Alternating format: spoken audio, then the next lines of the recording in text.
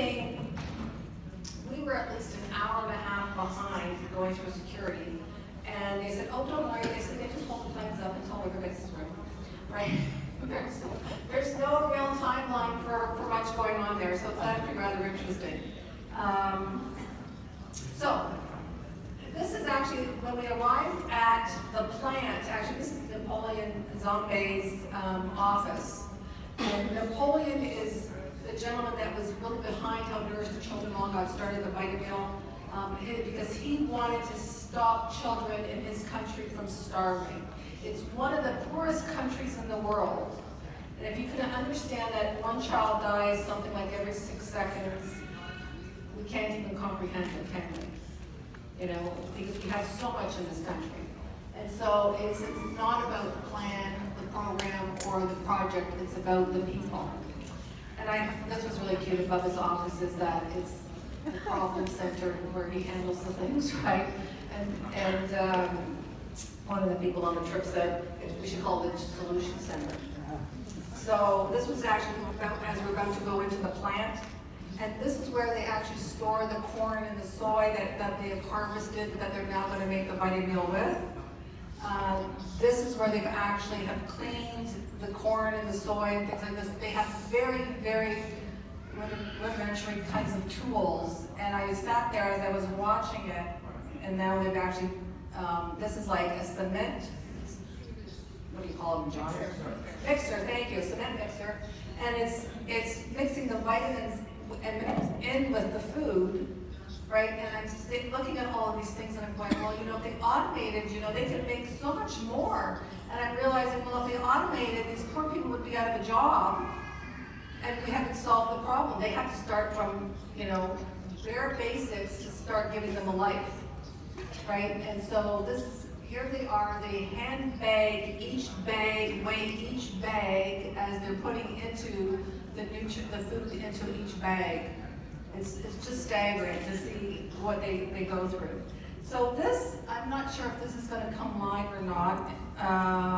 These are supposed to be videos. See if it'll work. No, it's not.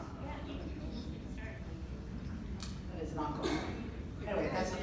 It was playing for a minute. Did it? Yeah. I'll go back. It's working, don't touch it. Okay. You say it's working. It was, you have to look when we say. Try again. There we go. Okay. So they were welcoming us because they knew that we were part of a group of people that had made a difference in their world. And I saw this one woman, she was just running through the fields, and I'm going, wow, she's never going somewhere. And she came to tell them that we had arrived because they could see our truck. And so there we were, they were chanting and singing some song and such, right? And so it was just so cool that they're so grateful for what we're doing. So now this was in the school that we were visiting, and they sit on the floors, that's how they don't have desks, right? And each school can feed up to 125 children. So in order to be fed, you must go to school.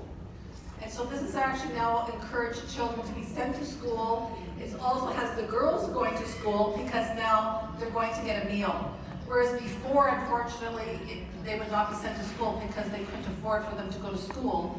So now we're actually helping women to get educated and making a difference in the world too. And this is just some more photos of it.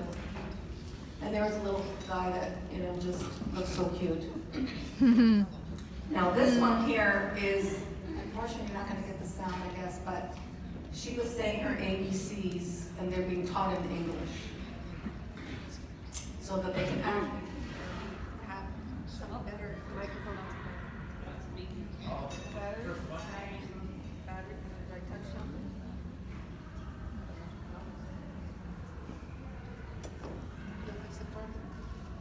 Sure. Okay, great, thank you. So they obviously want them to learn English so they can have some skills when they are old enough to go out to the marketplace and not just speak their own language, right? So it was so cute listening to her. Sorry. That's wrong. This was their bathroom. And so it's, Cool. you know, again, boys and girls and such, right? And I don't know if it's in order, but I'll come back to it after when I see it. This was a little guy, he was so hungry, he was just bawling his eyes out because he was so hungry.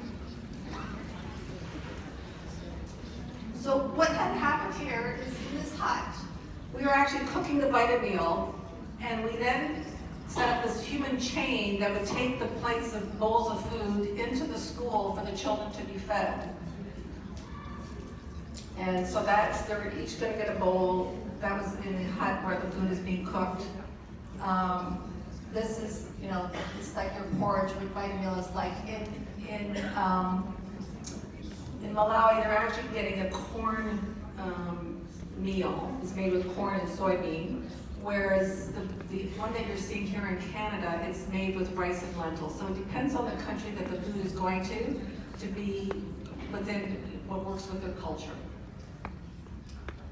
And then this is just some more photos so you can get the idea of the magnitude. One of the things that happened when we were there is that they had run out of food, that some of the bowls, I guess, had been filled too much. And there was a number of mothers that were there because they wanted to be there when we were there and greet us and such. One of the mothers, there was a few children that had no food. They picked up their child, put them in front of another child, and they just shared. Like there was none of this is mine, you know, you can't have any. They're all hungry, but they were willing to share. You know, teeter-totter. Hello, like, that's their teeter-totter. And they're thrilled. That was actually the photo that was on board. That's where they were sharing the food. And they didn't want to wait, one of them, he didn't want to wait for his food. He just started using his finger, you know. So this is actually in front, outside from where the bathroom was. And so they've got this, I think it's a great system. We need to invent this. And so they put their foot on the stick, right? It tilts the water over so that they don't have to touch anything to contaminate anything from after going to the bathroom.